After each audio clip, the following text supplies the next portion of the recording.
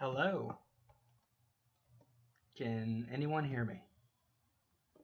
I have no idea whether I did this correctly or not.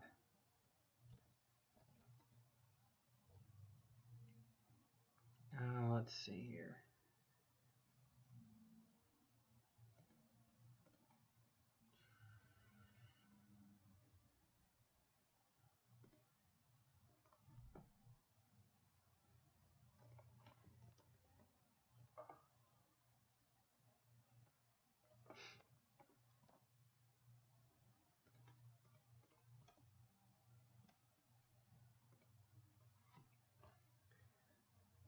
If anyone can hear me, I'd appreciate if you put it into the chat.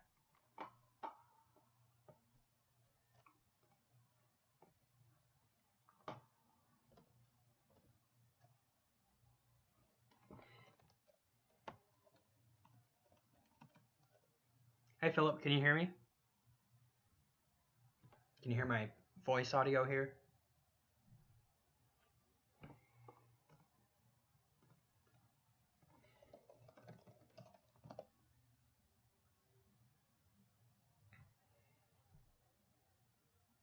Awesome. Okay, can you hear the keyboard?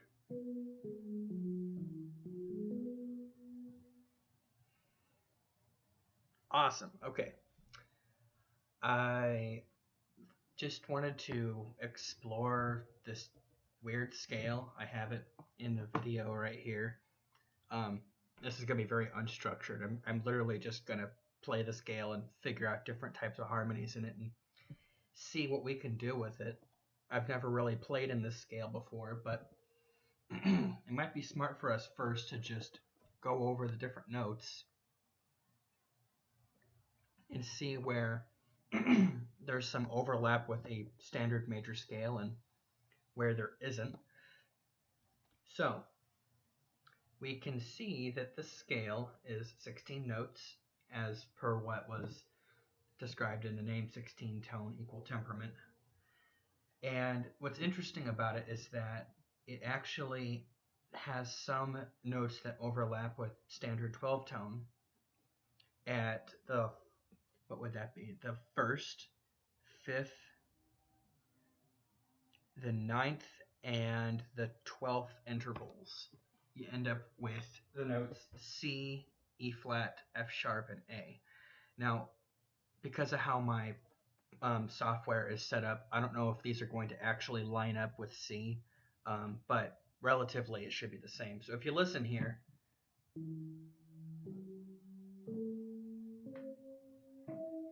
we actually just get a standard diminished chord.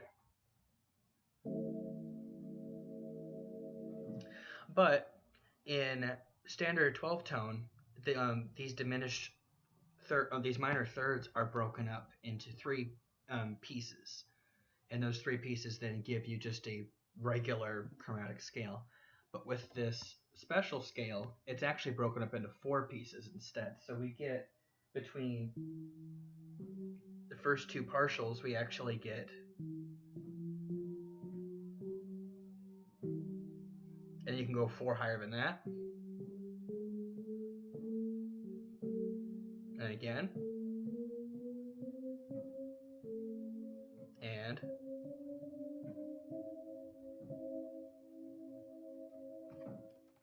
so the challenge here is trying to find a way of tying this in with 12 tone if we can. It might be difficult, but looking at it, there's some notes that are close enough to, say, a C major scale that we could probably try to create a weird new version of it. So it might sound like,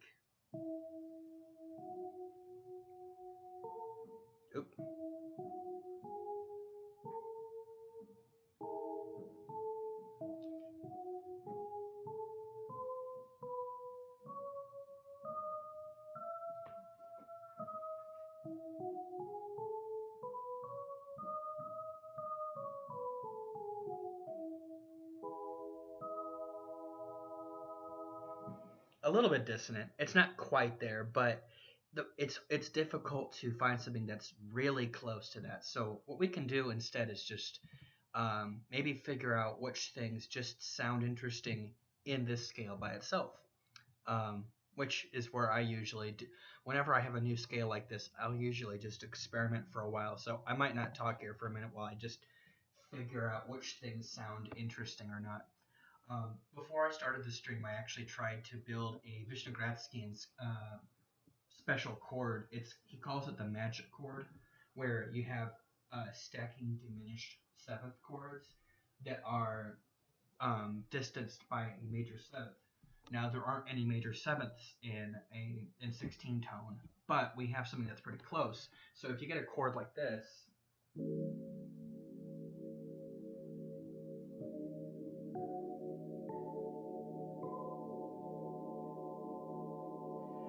that's a pretty close approximation of the magic chord, at least the first two parts of it. There's 3 parts to get all 12 tones. But in 16 tone, we could actually create a 16 tone magic chord.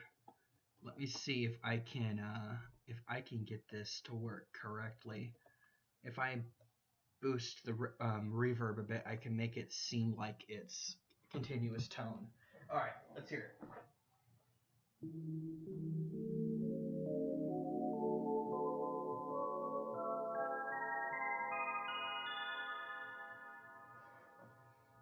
No, that's pretty fun actually. It's a very crunchy, kind of scary sounding chord. But I think it has a really nice, peaceful sound to it if you use it in the right context. So.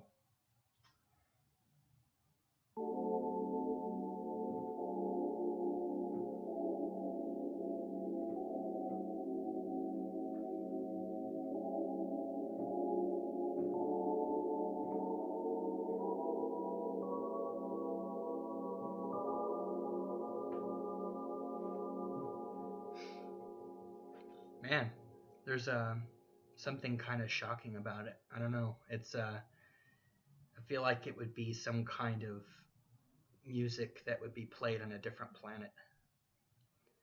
Hi, Chris Alton. Yes, my channel has so many subscribers because of my Vivaldi video. It has, I don't remember, it's like 215 million views, and for some reason people subscribe to it, but they don't actually look at my other content. So I've got a lot of dead subscribers, unfortunately. Not literally dead, but dead as in they're not active with my other content. But that's okay though, I don't really mind. I hope everyone else is enjoying this so far. Let's see if I can figure out some other kinds of harmonies besides this.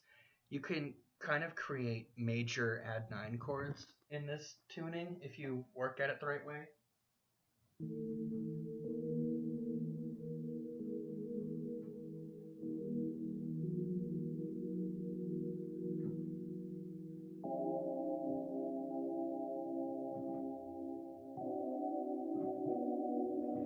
Let me turn the reverb back down, sorry. There we go.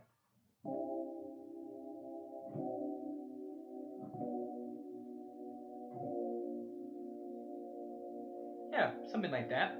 So you can make some approximations of 12 tone in some places at least. Yeah, I might just I think I'm just gonna improvise a little bit, just see if I can make something that doesn't sound terrible.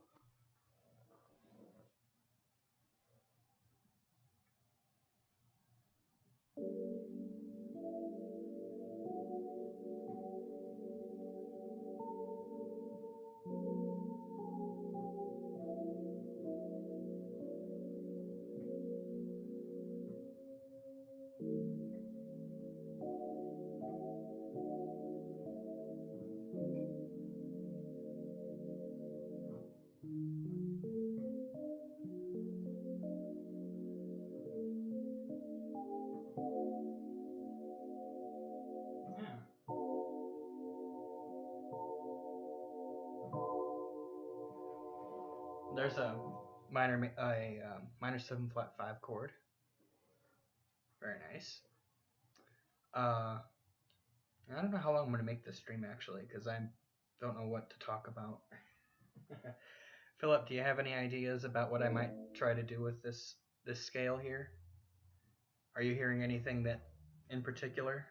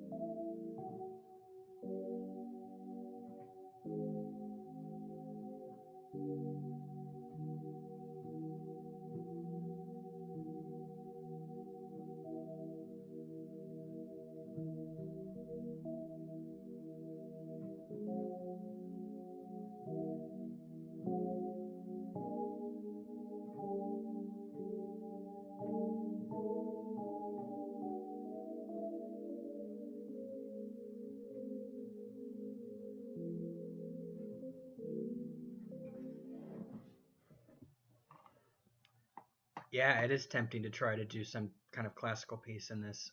I think a fugue would be, since I can hardly make an actual fugue as it like in 12 tone as it is.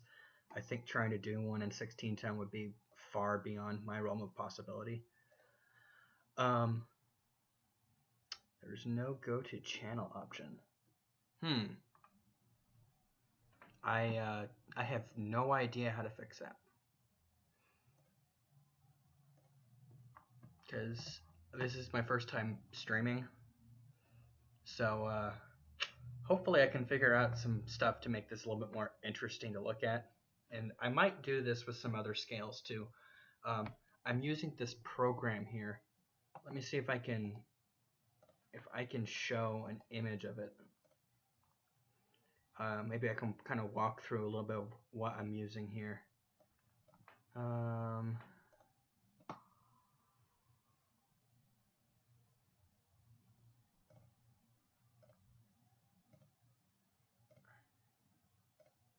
think that would do it. Okay, I have it set, so then how do I transition to it?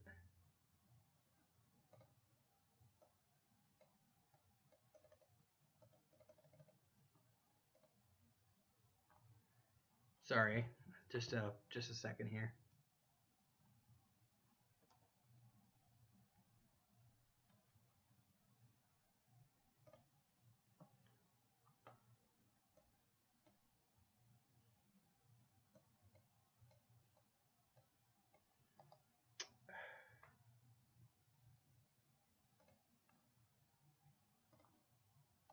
Well, that's annoying. I don't know how to set this to capture. I guess I could just do.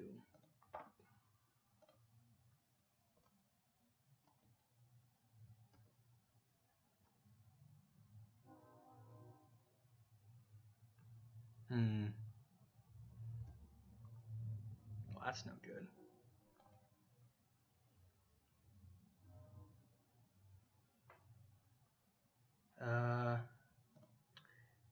Maybe not.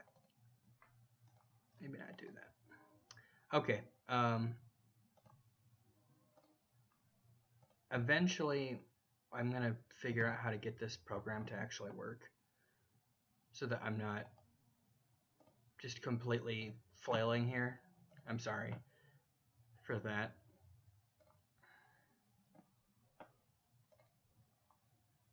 Oh, okay. It looks like it's catching up to me.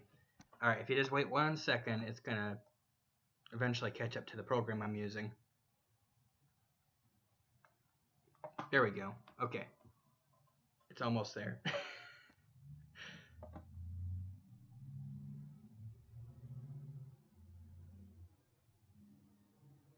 Yeah. If you can't tell, I have no idea what I'm doing. Alright, here we go. So, this is the program I'm using. If anyone else is tempted to try it out themselves, this program is called the Viking. I got it from this. In my last couple videos ago, I did a piece called Neptunian Love Song, and it's using this kind of broken up, untempered major scale.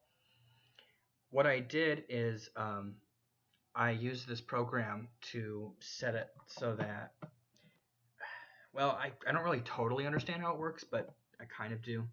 So just to kind of go through it a little bit, the period here, you might see my cursor where it says period. What that does is it sets the window of how large an octave is. So from C to C, normally that period is 1200, because there's 1200 cents between octaves. But if you set it to 900, that I think that means that then if you go to 9 from C to C, that's only going to be a distance of 900 cents. So we can test that. That does sound like a major sixth, so that would make sense then. The generator here on the left, I barely understand how it works. It has something to do with the distances between the steps in the scale itself. You can adjust it in different ways to get slightly larger or smaller steps, but if you go outside of certain bounds, you end up with these really funky scales that don't really work. Okay, so it's at like 530 right now. So if I try to go to like 720 or something,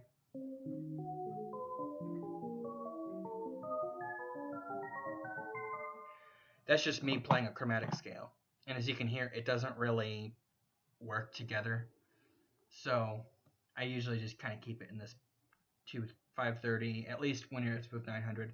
Every time you adjust the period, the generator has to adjust pitch too. The continuum, I have no idea how that works. I don't know why it's called syntonic. There's a bunch of different options here, actually. The one that I used for the last piece was Verschmidt.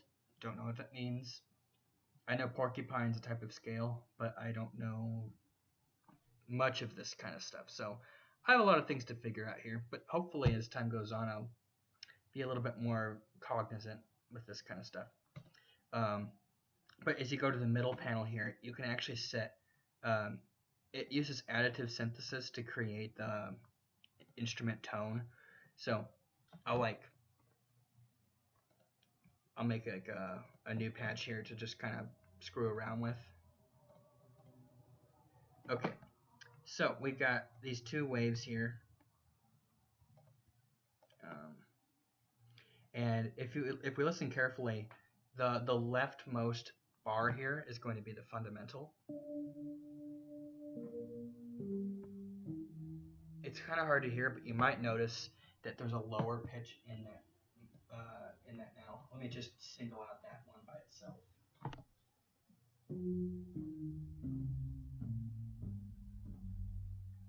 So you get like a really low pitch with that one.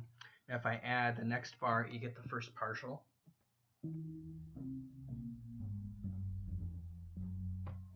Again, kind of hard to hear, but each time you add a bar, it gets a little bit more vibrant.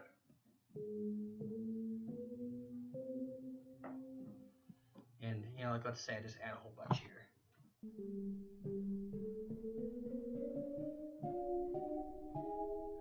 You can hear those kind of high-pitched noises there. Yeah. And then there's the other wave, and if you put them together, you can make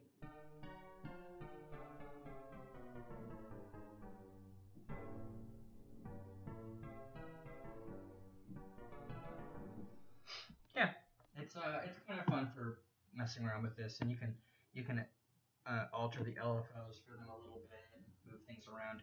There's a oscillator over here. It doesn't really work too well with this sound, but if I go back to the one I was using, you can hear a bit more clearly.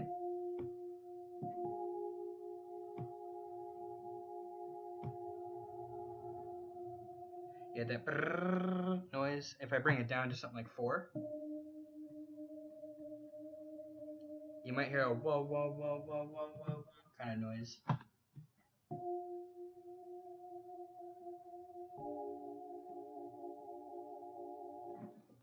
Yeah. So yeah, there's a lot of weird little features that you can mess around with in this, and if you know what you're doing, unlike me, you can actually create some really interesting tones, and you can have a lot of fun with your different scales. Oh, hi, Guillermo. I appreciate you coming here. Yeah, a lot of my channel isn't stuff related to that Beethoven video, but it's pretty nice that it's out there for people to watch, for sure. Yeah, I can't really think of too much else to do right now. I might do another stream, might not. Just kind of depends. For the few people who did come and watched, thank you. I think I'll just end it here.